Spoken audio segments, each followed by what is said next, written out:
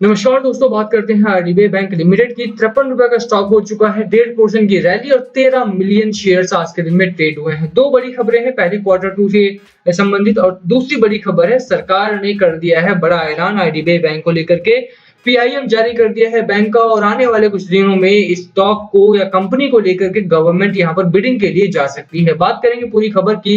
इस समय पर वोलेटिलिटी बढ़ती हुई दिखाई देती है। बड़े ब्रोकरेज हाउसेस का क्या कहना है इस स्टॉक के ऊपर, भसीन साहब की क्या राय है आरडीबी बैंक को लेकर के, क्योंकि स्टॉक होने वाला है प्राइवेटाइज और ऐसे में स्टॉक हो जाएगा ऊपर या नीचे, ये सबसे बड़ी समस्या है। चलिए शुरू करते हैं, बात करेंगे इन पॉइंट्स को लेकर के। दोनों ही खबरों के ऊपर चर्चा होगी, बट उससे पहले अगर आप चैनल पे नए हो तो प्लीज चैनल को सब्सक्राइब कर दो and hit that bell icon ताकि आपको नोटिफिकेशन मिल सके। चलिए शुरू करते हैं। बात करें आरडीबी बैंक की, एक बेहतरीन कंपनी, लगातार प्रॉफिट मेकिंग कंपनी है और गवर्नमेंट ने प्राइवेटाइजेशन अनाउंस किया और उसके बाद लगातार एक रेंज में बनी रही थी बहुत टाइम तक। प्रॉब्लम ये रही कि गवर्नमेंट को इसको बेचना था काफी हायर प्राइस पर और वो मिल नहीं पाता अगर कंपनी इसी रेंज में रहती।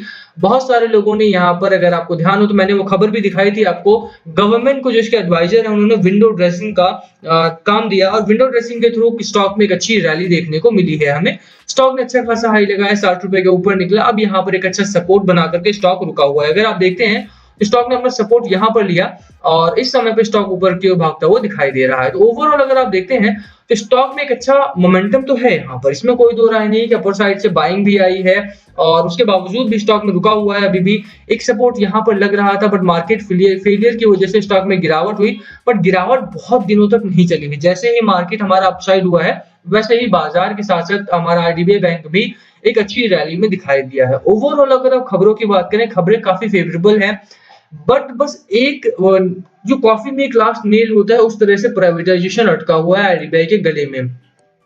हो जाता है तो भी रैली आएगी, नहीं होता है, गवर्नमेंट इस पूरे आइडिया को ही ड्रॉप करती है तो भी यहाँ पर एक अच्छी रैली की संभावना है। बट जो बीच में अटका हुआ है ना, इस वजह से काफी वोलेटिलिटी जो है वो स्टॉक में बढ़ गई है इस समय पर और वही प्रॉब्लम क्रिएट कर रही है इन्वेस्टर्स के लिए भी और आरडीबी बैंक के लिए भी। इस बार का भी अगर आप क्वार्टर टू देखते हैं, जिसका एनालिसिस मैंने पिछली बार भी किया था, तो यहाँ पर अगर आप देखोगे तो जो रेवेन्यू है वो थोड़ा कम जरूर हुआ है, बट अभी भी अगर आप नेट प्रॉफिट की बात करो तो नेट प्रॉफिट आपका वहीं पर है। बेहतरीन नेट प्रॉफिट है, लास्ट ईयर के कंपैरिजन में थोड़ा, लास्ट क्वार्टर के कंपैरिजन में थोड़ा बढ़ा ही है।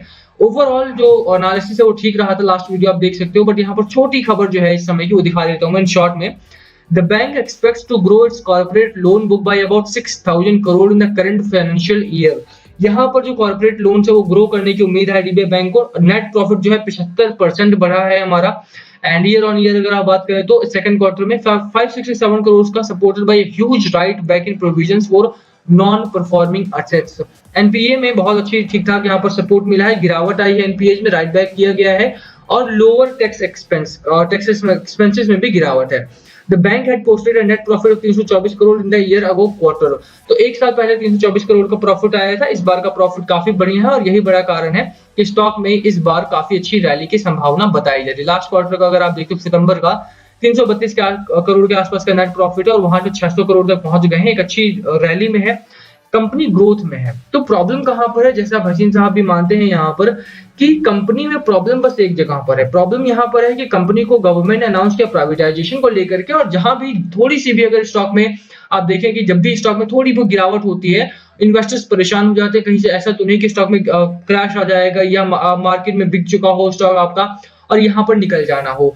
थोड़ा सा भी अगर वोलेटिलिटी बढ़ जाए, यहाँ पर ऊपर निकला नीचे गया, तो यहाँ पर भारी नुकसान हो जाता है लोगों का और यही कारण है कि स्टॉक लगातार एक रेंज में निकलता हुआ दिखाई देता है पिछले कई क्वार्टर से। अब करना क्या है आपको, देखिए पहली चीज कि पीआईएम अनाउंस किया है गवर्नमेंट ऑफ इंडिया ने। पीआईएम का मतलब प्रिलिमिनरी इन्वेस्टमेंट मेमोरेंडम।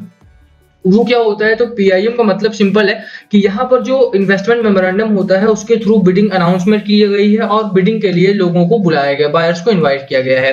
अब जानते हैं कि गवर्नमेंट ऑफ इंडिया इससे नीचे जो स्टॉक नहीं जाने देने वाली है और इससे ऊपर ही निकलने के चांसेस है जब तक स्टॉक आपका बिक नहीं जाता।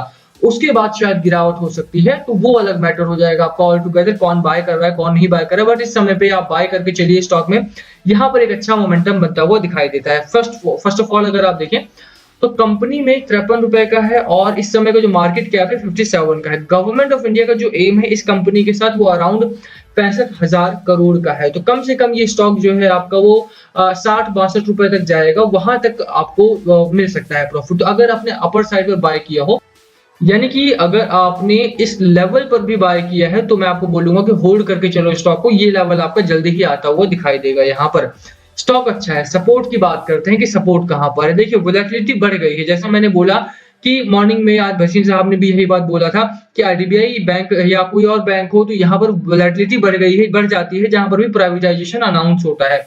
भेल में भी प्रॉब्लम यही थी, आपको याद हो तो भेल में जब गवर्नमेंट ने प्राइवेटाइजेशन अनाउंसमेंट किया, वो स्टॉक अराउंड 60 रुपए के आसपास ट्रेड कर रहा था और वहां से लुढ़कता हुआ वो all the way to 42 43 rupees के आसपास तक गिरा था।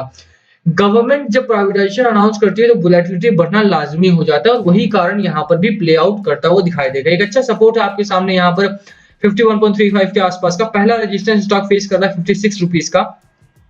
ओवरऑल अगर आप डेली चार्ट की बात करें, डेली चार्ट आपका काफी अच्छा है। टारगेट की बात करते हैं तो जिसका प्रीवियस हाई था 65 का, यहां तक आप टारगेट लेकर के चल सकते हैं। स्टॉक का मूड बहुत सेट हो चुका है, इसीलिए अगर आप खरीदारी करना चाहें तो बिल्कुल खरीदारी कर सकते हैं।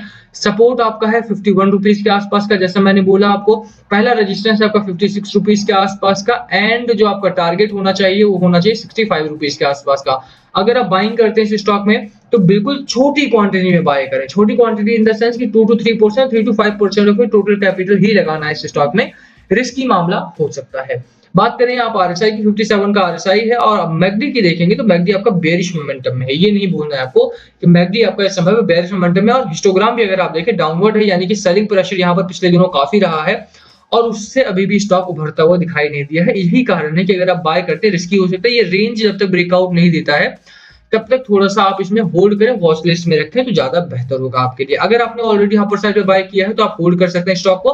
क्वांटिटी ऐड करने की कोशिश मत करना, एवरेज मत करना इस स्टॉक में। चाहे कितना भी गिरावट हो रही है, आपको लग रहा है कि हाँ ऊपर जाएगा stock, but that doesn't mean कि you start averaging the price, ठीक है। वो मत करना, क्वांटिटी इसके बदले में ज्यादा ऐड हो जाएगी, फिर प्रॉब्लम हो सकती है आपके लिए। इसीलिए होल्ड कीजिए स्टॉक को। अगर आपने बाइंग कर ली है वेट करें 55 56 को क्रॉस करने दो, उसके बाद खरीदारी करके चल सकते हो। गवर्नमेंट ने पीआईएम लॉन्च कर दिया, इसका मतलब है कि स्टॉक में वोलेटिलिटी बढ़ेगी और आने वाले दिनों में आईडीबीआई एक अच्छा धमाका करता हुआ दिखाई देगा। बाजार की बात करें, बाजार का मूड अच्छा सेट हो चुका है। आज निफ्टी 50 में अच्छे रैली देखने को मिली है और कहीं ना कहीं हायर पोजीशंस पर ही क्लोजिंग आई। आज का हाई अगर आप देखें तो 18,310 का हाई लगाया है और 268 के आसपास की क्लोजिंग आई है। तो ओवरऑल अगर आप बाजार को देखते हैं तो करीब में ही क्लोजिंग आई है, यानी कि खरीदारी अच्छी हुई है। और जो गेनिंग स्टॉक्स रहे हैं आप देख सकते हैं कि मिक्स है, यानी कि बैंकिंग सेक्टर की जो रैली थी वो कहीं ना कहीं यहाँ पे प्ले आउट अच्छी हुई है और आगे भी बैंकिंग सेक्टर को जोड़ करके अब मेटल सेक्टर भी भागेगा और रिन्यूएबल भी भागेगा। तो आईडीबीआई में आप खरीदारी करके चलो। यहाँ पर बाजार का जो मूड है वो सेट है, पॉजिटिव है, बुलिश है और इसीलिए अगर आप खरीदारी करते हो आईडीबीआई में तो आपको अच्छा खासा मोमेंटम देखने को मिल सकता है आने वाले दिनों में। इसका भी चार्ट अगर आप देखते हो तो यहाँ पर भी चार्ट आपको काफी बेहतर 18,000 का यहाँ पर एक अच्छा सपोर्ट है और 18,400 के आसपास का पहला रेजिस्टेंस है। तो निफ्टी 50 का चार्ट अच्छा बना हुआ है। आईडीबीआई बैंक का चार्ट अच्छा है। खरीदारी करने की यहाँ पर सलाह रहेगी 56 के ऊपर की। अभी आप होल्ड करें। पीआईएम की खबर बड़ी है, उसके ऊपर ध्यान देना है, वोलेटिलिटी बढ़ेगी, ऐसे में आपको थोड़ा सा होल्ड करके चले, पेशेंस रहें बाजार को लेकर के, ठीक है। ओवरऑल अगर कोई और सामान क्वेश्चन हो आपका तो आप कमेंट करके पूछ सकते हैं। वीडियो यहीं खत्म करते हैं। पसंद आए तो लाइक करना, चैनल पे नए हो तो सब्सक्राइब किए बिना मत जाना। Thank you for watching and please comment में अगर कुछ पूछना हो तो।